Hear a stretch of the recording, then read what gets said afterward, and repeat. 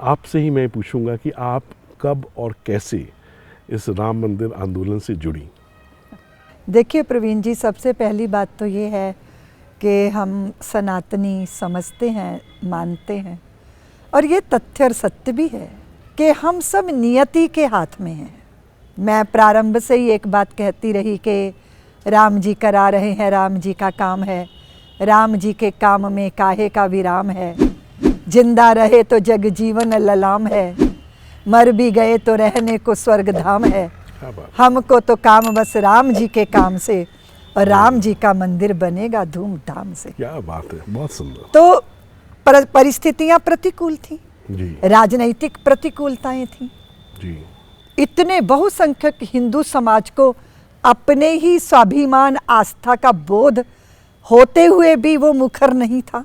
उसकी पीड़ा उसके चित्त में थी, पर उसने कभी अपनी पीड़ाओं को वाणी नहीं दी, शब्द नहीं दिए। इन सारी परिस्थितियों के बीच में भी लगातार 450 साल ये संघर्ष हमारे पुरखों ने चलाया। बिल्कुल। क्योंकि हमने कभी भी वहाँ अपने अधिकार को नहीं छोड़ा। परिस्थितियाँ प्रतिकूल थीं, फिर भी हमारे माथे वहीं उन्हीं चरणों में झुकते रहे।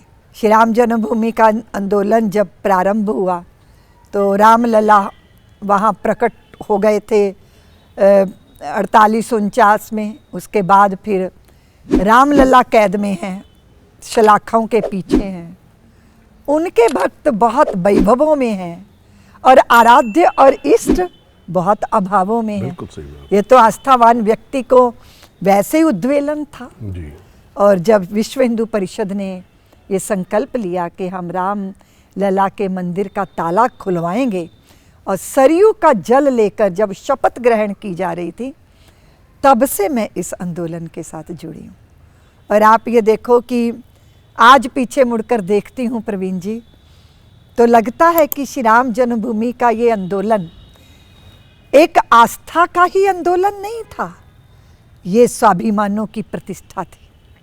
क्योंकि हम भारतीयों का स्वाभिमान खंडित कर दिया गया, टुकड़ों टुकड़ों में बांटा गया। हमारे चित्त में इतनी हीन भावना षड्यंत्र पूर्वक भरी गई कि हमने उसी हीन भावना को अपना अस्तित्व मान लिया। बिल्कुल।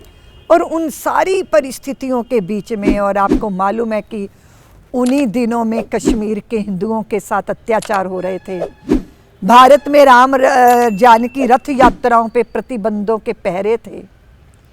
फिर चित्त में सरयू का जल हाथ में लेकर जब ये संकल्प धारण किया कि सरयू की सुगंध लेकर अब शासन की तरफ बढ़ना है, और अगर कोई सामने दुशासन भी है उससे सामना करना है, तो हमारे चित्त में अपमानित पंचाली का कोप होना चाहिए। क्या बात है।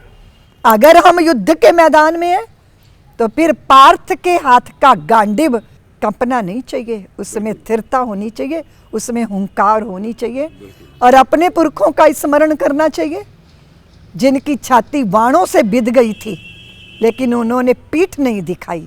तो ऐसी जाज्वल्यमान परंपरा हमारी, तो हर हर महादेव को प्रलयंकर होना होगा, अभ्यंकर होना होगा, और भारत के कंकड़ कंकड़ को शिव शंकर होना होगा।